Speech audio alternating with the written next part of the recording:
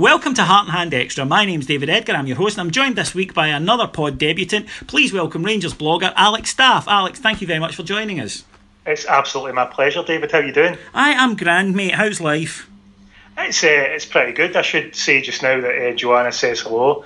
As you've mentioned before on the pod, you managed to get me to meet my lovely lady on through your musical stylings. Exactly. So, I mean, this, I don't want people thinking, I'm arrogant and all the rest of it, and, David. But basically, I changed your life.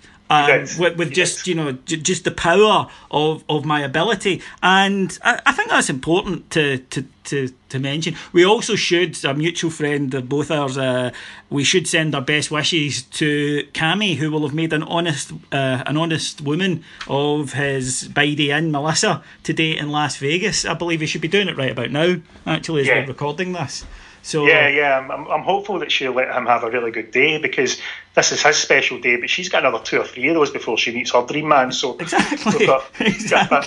It needs to be that he's enjoyed that. I think it's great. Cammy will finally lose his virginity tonight, you'd hope. Just to consummate it. But I kind of feel like it's not so much that I'm gaining another family member in Melissa as finally being able to lose the kind of idiot special needs brother that I don't acknowledge.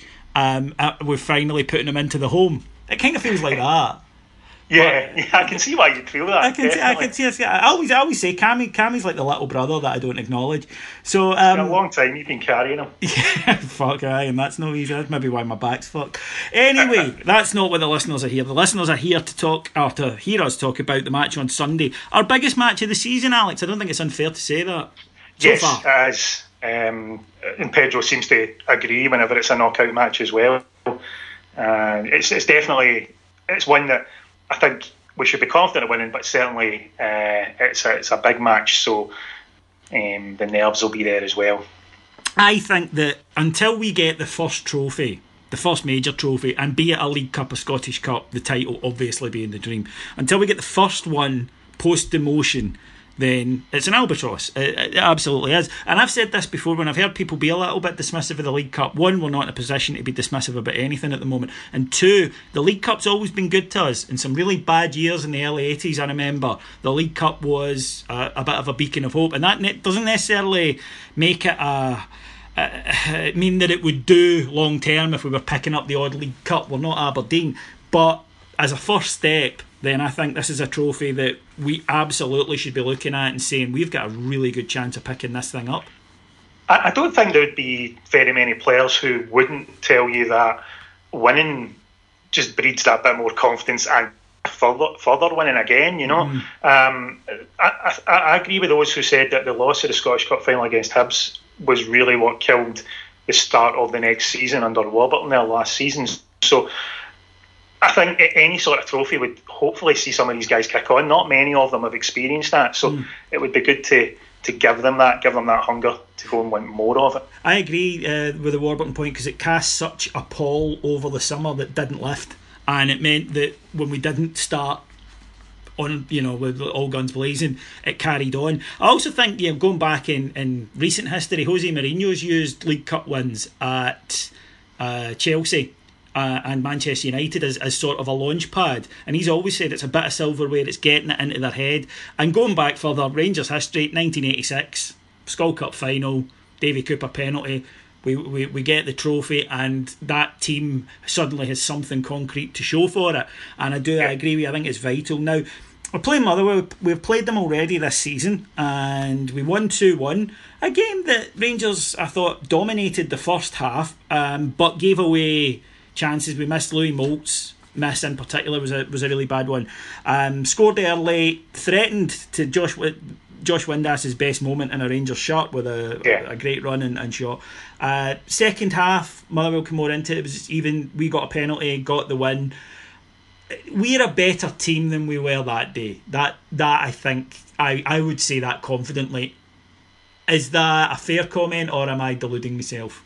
Absolutely fair. Yeah, we're a bit more settled, and there's players like, on that day I'm pretty sure Tavernier didn't start, did he? It was Hodgson, wasn't it? I think, did Tav pick up a knock or something like that? Yeah. Now they're straight away is an improvement because he's having, in my opinion, a great start to the season. So they are, in terms of our attacking plays, an improvement straight away. I would predicate this by saying that Motherwell are probably in a better position than they were that day as well. Louis Moult was just coming back to some fitness, and we know he's a dangerous player. And they've got a bit of a settled system now, and they've started the season quite well, actually. It was a fantastic win for them in the quarters to get here. I don't think many people would have expected them to win that match. I didn't. And for them to not only win it, but the manner in which they did, where they steamrolled Aberdeen that night, and Moult in particular tore that Sheep defence apart. Yeah, he did, yes. Now, we've had discussions around Louis Moult, and I think that game in particular was one which went against my view of him not being that great. But he wasn't fully fit the day we played them in the first game of the season. He wasn't at his best. We know he's a dangerous player. We know the young player, I think he plays wide right, Chris Cadden. Yes. Very good player for them as well. Player, yeah. He'll be moving on, I think, in the not too distant future because he's a talent. Yeah, he's someone actually, from a Rangers perspective, I would not mind us having a look at all. He can play anywhere down the right-hand side, right back, right mid, and he would be quite a useful young player to get. I think it's whether or not we could compete with the sort of teams that are going to be coming in for him, because I think, as you say, English Championship will be calling at least. Well, he's just a punt at that level, isn't he? I mean, for them, they can go in and spend, 750 grand, £1 million, and if he works out, great, and if he doesn't, no harm, no foul. Yeah, exactly. Yeah, a bit more of a risk for us. It turns out Motherwell are the only team in Scottish football who play more crosses than we do. It's going to be one of those games where you're just watching. There's going to be a lot of balls slung into the box from all over the place. And that alone can be quite nervy for the fans, never mind anything else that they bring. So, can we be a bit more confident post McDermott Park? Because I thought that was the best Rangers have looked at dealing with crosses in a long time. It was, yeah. It'll be interesting actually to see if we use the same defensive setup for set pieces, because we left a few players forward against St Johnstone and made it just, short numbers in the box. Not too many people needed to attack it. But I don't know if he'll do the same against Motherwell, because they are better at the set pieces than St Johnstone are. And he might want to pack the box and make that more difficult. We should be more confident. Cardoso looked his best so far at dealing with that style of play on Friday night there. So that alone will make us a bit more confident going in. But it's one of those things when the team's swinging the ball in that often from set pieces or from all over the pitch. Anything can happen. Yeah, you can get lucky once. That's absolutely true. In terms of team selection, I think we're going to line up with the same team that started with one change. I think we'll see Ryan Jack come in for Jason Holt. I don't foresee any other changes. What's your take? Only other change will be Anik for Foderingham. Yes, of course. Yeah, we always forget that one. Yeah. We do always forget that one. It's a modern thing. I mean, I understand it, but I'm not sure how I feel about it, because I do get the logic behind it, but then equally, will he change in the final? Because you could argue that's not fair, but then you could also argue surely you have to pick your best team in a final. It's a tough one. I'm not sure I know the right answer. Caixinha's pretty much confirmed that if we get to the final, Anik will play. He calls him, I don't know if it's a slight translation thing when he said cup goalkeeper, because I doubt he'll play in the Scottish Cup games if Foderingham's fit. But like yourself, I can see the logic both ways. I think a reserve keeper certainly needs some games somewhere. There's nothing now. There's no reserve league. We wouldn't want to harm the progressive and under-20s goalkeeper by playing him there over age. So, there's absolutely nothing. So the odd game here or there keeps him interested, if nothing else. Yes. Because you wouldn't want a keeper who's pretty much mentally shut off to have to come in suddenly and play 5-10 games if Foderingham got injured. Yes. And that's when you're then only really being able to sign a veteran who's happy to basically sit on the bench 80% of the time. Yeah, like Jilk's done for his last season. Yeah. although he got fed up with it himself, and almost like playing in these games whetted his appetite a bit, and he ended. I mean, Alnick's looked alright. We haven't seen a lot of him, but what we've seen, he's looked very competent so far. Certainly haven't had anything that's made me think this is going to be a worry that he's playing. Although I do think that Wes is having a good season. I think Wes is having a great season. I'm a fan of him, especially. I know a lot of people get a bit wound up by his distribution, but I think it's pretty good in the main. He's a good goalkeeper. He's having a great season. Anik pretty much got us here, though, if you look at his performance against Partick Thistle. Yeah, he was terrific. So he made some great saves that night. So he deserves a chance to play in this game. And hopefully it won't be a discussion point, but I guess we'll find out. That's always the concern, because you look the other night, Benfica, they put in their young keeper, an 18-year-old keeper. I believe he was the youngest goalkeeper ever to play in the Champions League. And if you haven't seen it, look it up on YouTube. It's a horrible blunder. It's a cross into the box from a free kick. There's nobody near him, and he collects it but steps back over the line with it, and the poor guy was just shattered. You can see it. They had a much more experienced goalkeeper on the bench, so the manager was getting it, the youngster was getting it, and the problem is, as a goalkeeper, if you make a mistake, that you there is nowhere to hide, and you'll get it more than any other position on the pitch, I think, even a striker. Yeah, definitely. A goalkeeper's mistakes stick with them for ages. Well, look at Cammy Bell. Yeah, exactly. Yeah, you're not allowed to. I think a goalkeeper could make 1, 2, 3 mistakes. Andy Gorham, when he first came in, obviously took a bit of stick for some mistakes. He had to go in and become basically one of our best keepers, if not the best ever, for people to get past some of that. It can stick with a goalkeeper forever, and then suddenly, anytime they're in, the fans are groaning when the ball gets anywhere near them, and that pressure tells. And for an 18-year-old kid last night, Wednesday night, it was a bit of a howler for him, wasn't it? It's one of those games you worry about for his future. Yeah, I mean, I think Rio Ferdinand said afterwards that because of this, his career can go two ways here. He either gets over it and recovers, or it totally destroys his confidence, and it's 3-4 seasons before he gets back to the level he was at. But he had a hairband, so limited sympathy. Get your hair cut, you look like a girl. Yes. Something that the papers, of course, can't focus on Rangers Motherwell, which is such a big game for both clubs at Hampden. It's going to be that's not enough for them, so they have to try and find an angle. And the one that they seem to have found is some comments by a Motherwell defender, a new guy this season, Peter Hartley, I believe the chap's name is, where he's made some comments that I think, because the club that he's at maybe haven't had the attention that they would have got, or not the attention, but haven't caused the same conflagration they would have done maybe from a Rangers player before a Celtic match, or vice versa. He made some comments about Alfredo Morelos. You can go and look them up if you're listening and you don't know what we're talking about. But they were fairly, I thought, direct, to the point of almost insulting. To the point of almost bringing the game into disrepute when you talk about having fights after the game and stuff. I know it was done jokingly, so I don't want to overreact to it, but it verged on it, and I really believe, had it been the other way around, yes, had it been a Rangers player saying it about a Motherwell player, there would have been a bigger deal made of it. I agree.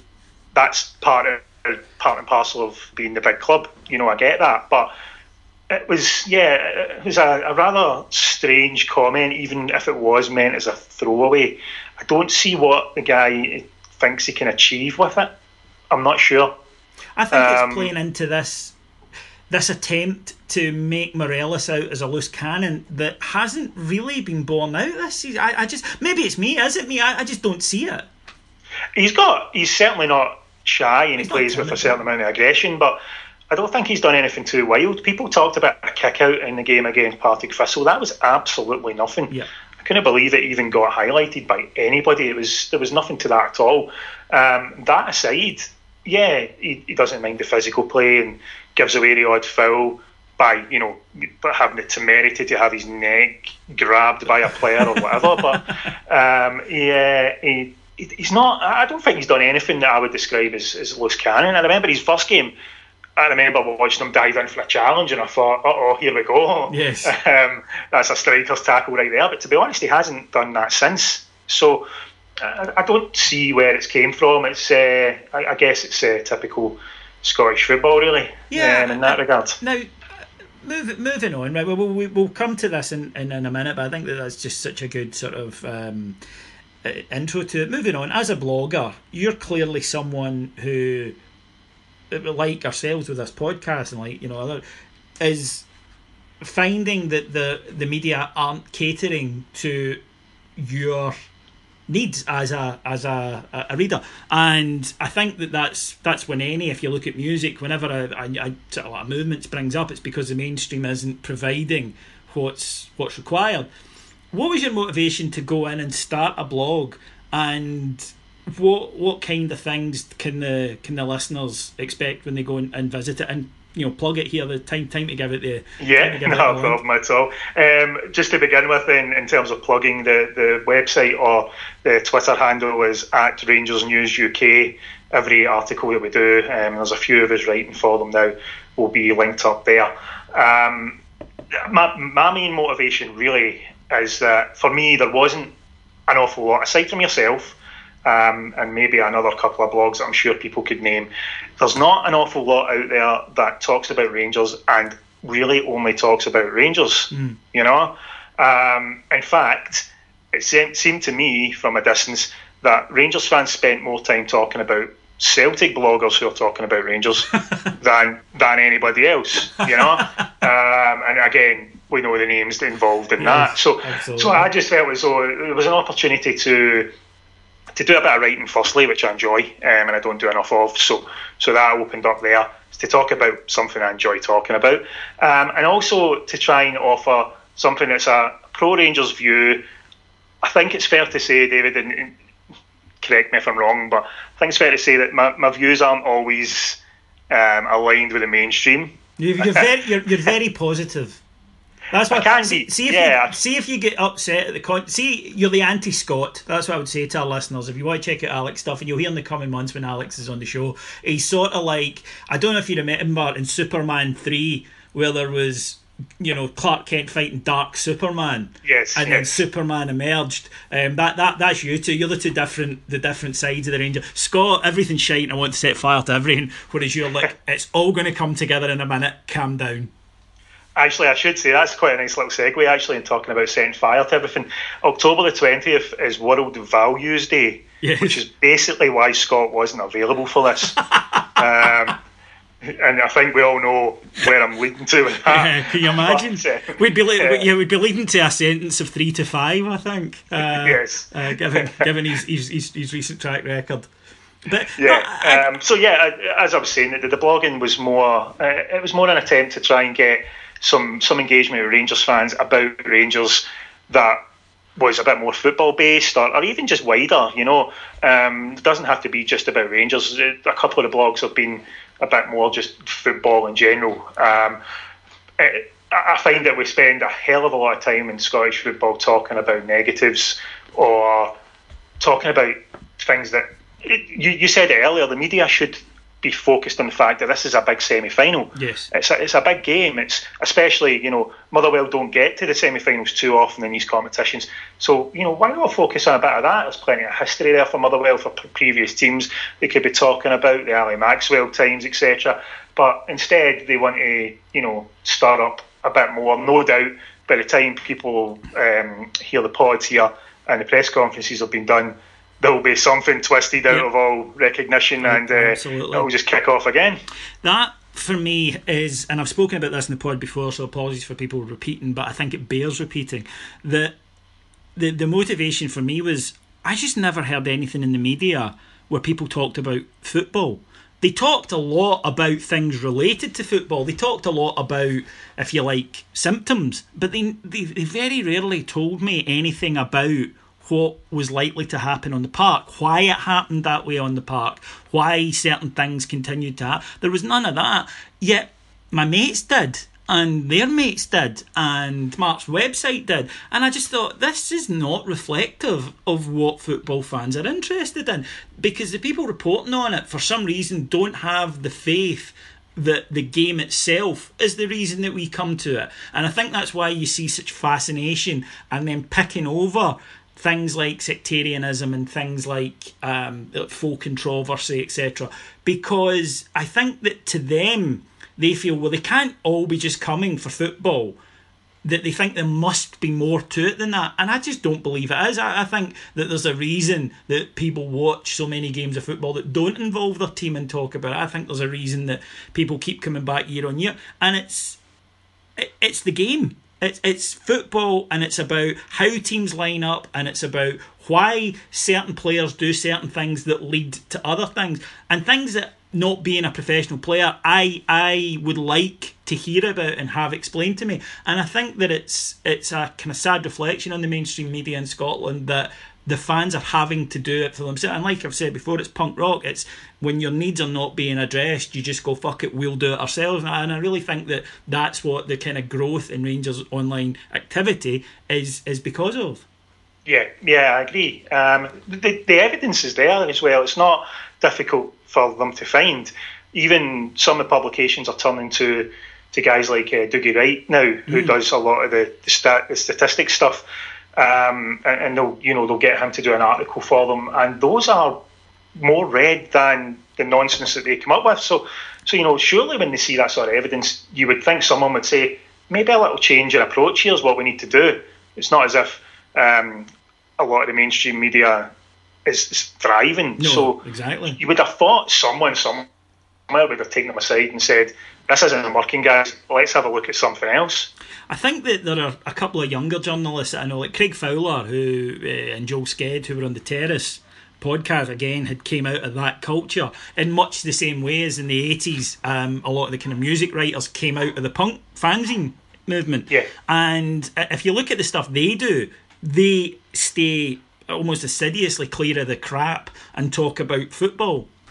And their stuff is stuff I'll read, whereas I'd completely given up on, articles from, because it's just bollocks. Whereas if you get the older guard, they tend not to be interested in filing that sort of thing. They tend to file just the stuff they've always written about, and maybe it's just a comfort thing for them, and maybe it's the fact that everyone in a job they've been in a while, they get comfy and they find that their way, they're resistant to change, and I think that's been the case. But yeah, and I mean, Alex's blog is definitely one you should go and check out because of that. You'll get the Rangers perspective, which is obviously is great, especially in a country where you don't see it too often. But you'll also get breakdowns of why things happened and what has gone right and what has gone wrong and what needs to be addressed and the consequences of it. And for me, it just builds the understanding of the game, and that I think is such an important thing.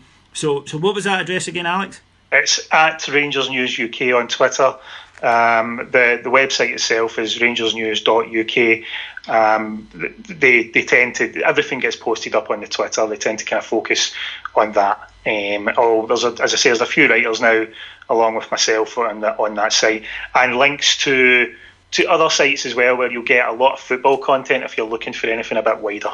Now, moving back to the game then, just before we sign off for today, one thing we were talking about before we came on air, and I'm always intrigued by this, because there was the press call today at Hampden, and Bruno Alves was sent there for Rangers. And first of all, I always think it's bizarre that these guys go along and then they're pictured in their kit, because they must go and turn up and they go, right, go and get changed. And they go and get, unless they do a Superman style. Just underneath, possibly. But it just, as if, do we need him to be in a strip? Can we not Bruno Alves standing there? Is that not enough? I would have thought so. Probably a sponsorship thing. But, or even just, why not just throw a Rangers top on, a scarf, keep the jeans on, or something, There he was in full kit, and I just thought that's bizarre. But the thing that was interesting to me was that it was Bruno Alves. Now, Bruno will likely captain us on Saturday. It seems to have taken over from Graham Dorrans as the first choice captain. Understandably, given his experience and his stature and what we're told what he's like in the dressing room. But although Lee Wallace isn't going to play, you would have thought that this was possibly something he could still go along and do and represent Rangers at.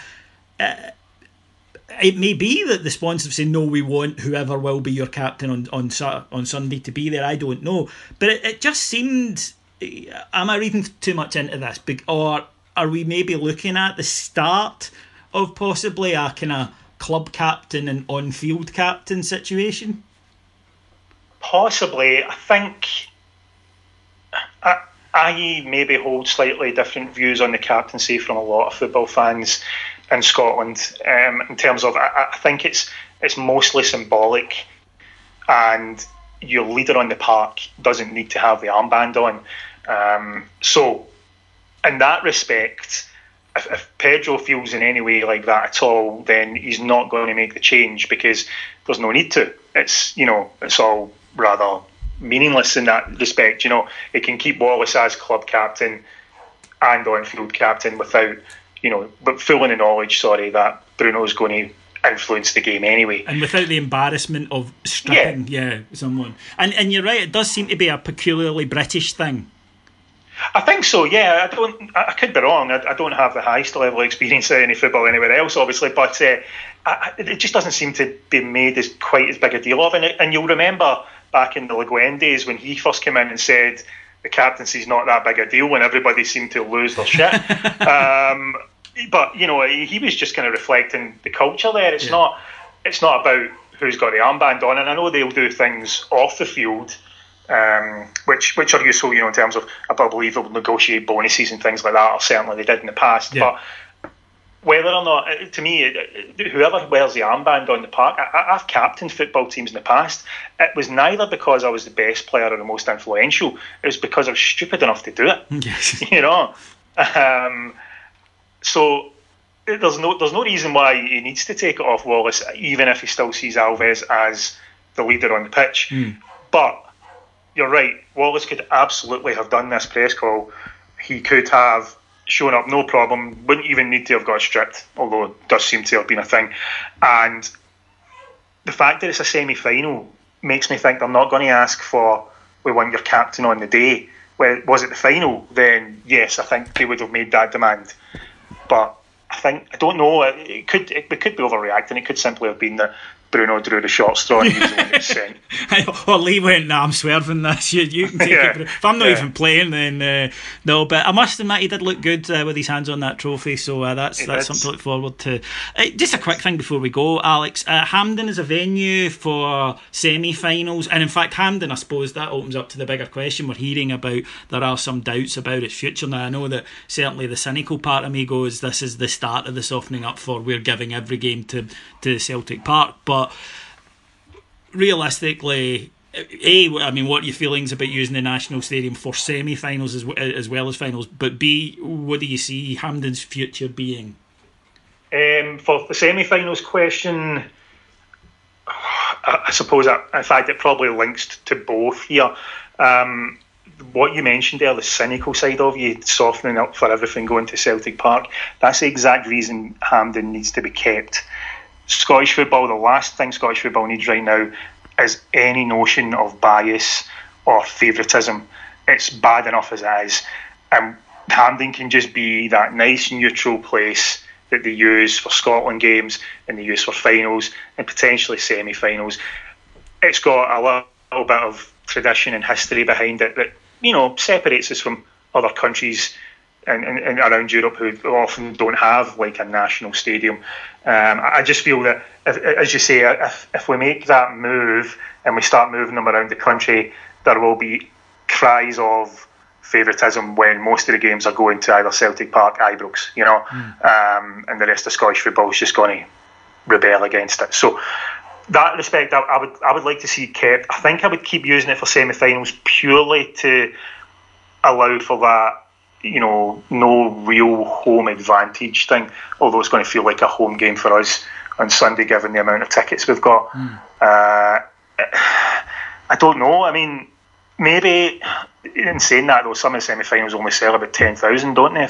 And it's a sad sight, to be honest. When you see, and those are the ones. I mean, don't get me wrong. See if it's Rangers Celtic, it has to be there because it has to be a neutral stadium and it has to be half and half. I get that, but there are times when I look at and this set of semi-finals, 4 teams, Central Belt, and Hibs relatively big support. So yeah, I get it, I really do, but I maybe not locked down, because I think that you could have an occasion where you get be it, Hibs versus Ross County, and then clearly maybe Pittodrie would be the sensible venue for that one, because it's a terrible look as well when you've got 10,000 people in a 52,000 seater stadium. You're right, yeah. It's supposed to be a bit of a showcase. Yeah. In some way, and you're right. Yeah, you sit and watch it on TV, and you think, "Oh man, this, that looks terrible, absolutely terrible." What motivation do you have to watch it if no one's there at the game? Yeah. So, I can see your point. I'm slightly torn on that one. I think I'd probably agree with you there. Actually, don't lock it down. Be a bit more sensible about the choice. I think in the past there would have been, when they made more of a deal of this sort of thing, they would have said, you need to have both the semi-finals at Hampden so that the teams that go through are used to the pitch and all that sort of stuff. That sort of stuff doesn't really apply anymore. Nah, I wouldn't think so. So in that respect, you could probably say, let's just be a bit more sensible about it. This time works fine, not much of a debate at all. Yeah. But we've seen in recent past some absolutely horrendous ticket sales. Oh, yeah. For semi-finals. We've had Northern and Highland teams coming down to Glasgow, and then both of them having to drive back, and to me is just ridiculous. Okay, well, I hate to put you on the spot, but I'm going to, so I suppose I don't hate it that much. How are we going to do this Sunday? I think this is going to be a bit of a scrap, actually. I think Motherwell will make it quite a physical game. It'll be tight. We will be very reliant upon Ryan Jack and Graham Dorrans in midfield in terms of second balls, because there'll be a lot of headers won, and they'll need to be strong in there just in front of defence and further forward. I'm going to say we're going to win 2-0, but I think both of those goals are going to come in the second half, and we're going to have to earn it. I fancy it's 3-1 because I do think that Motherwell will pose a threat, especially kind of set piece, etc. And just what you were saying earlier, if you're firing in a lot of balls to a guy who is talented and confident, because he scored against us, he's got a good record against us, so I can see Moult bagging their goal, which I doubt will be a consolation goal, but I think that it will be a game that's in the mixer for a long time. I don't think it'll be a game that's done and dusted, by half time or anything. I think that we'll eventually get there with a goal to spare, so I would go for 3-1. Okay, folks, then just about to wrap up, just to let you know a couple of bits of housekeeping, that obviously this week's Flagship Show with Scott is available. If you haven't listened to it yet, please go back and do so. But also just to thank you, because we announced on that we're having a night on Saturday the 2nd of December at the Loudon Tavern. It's our third live pod, and we're being joined by pod legend now, Kevin Thompson. He's coming along and joining the boys that night, and we put the tickets up for sale at 7 o'clock tonight, and they sold out in 3 minutes, and I'm genuinely stunned, humbled by that you guys did that for us, so thank you very, very much. If you missed out on tickets, we will be announcing plans for another one shortly, so please bear with us, but to the guys who did buy the tickets tonight, thank you very much. I'd like to take a chance just to congratulate you on that, David, because that is brilliant, but I would also like to say that sold out in 3 minutes does sound like the name of your sex tape, so The thing is like, people used to accuse me when I was at the RST of selling out, and there was never any fucking money. If there had been, I'd have sold out. I didn't get the opportunity. It wasn't a moral conviction that prevented me from doing it. It's just nobody ever offered. So it was never really a condition. But yes, we have sold it, and it's remarkable because clearly it's Kevin in this case, but the appetite for our loyal listeners to hear, as we were talking about earlier, me and my mates flirting is always humbling and genuinely unbelievable, and it's fantastic. So we'll make sure you get a cracking night. I promise you that. If you're coming along, you will have a fantastic evening at that. So we'll be back on probably Tuesday, but Monday or Tuesday with next week's pod. All plans are pointing to me being joined by Ian Hogg, who's returned from one of his many jaunts to Spain. I'd like to thank my guest today, our debutant. I thought he'd done fantastically, Mr. Alex. I was giving you your full name there. I was adding on an ander. Mr. Alex Staff. It's been my pleasure, David. Thank you very much for inviting me on. Where can they follow you on the hope on I the haven't Twitter? bored them too much. No, you've been very good. Where can they follow you individually on the Twitter? On Twitter individually, my handle is @Strider80. I should point out that Alex is also, as well as a friend of mine, he's also one of Scott's sad Lord of the Rings mates. Hence, tell me your middle name. My middle name is Aragorn, which is why I've got the Twitter handle Strider. Genuinely, that's true. He was named after a book about fucking homosexual midgets, and I think it's a remarkable credit to his strength as a person that he's turned out to be such a fine fellow that I would recommend him to a friend of mine. You did, yes. Yeah, with the words here, be careful, he's named after a fucking Lord of the Rings character. So you can't have everything. But thank you very much for listening. Thanks to our executive producers in London, Mr. Mike Lee and Miss Paul Miles. My name's David Edgar, and I'll talk to you again after the week. Mon the cheers.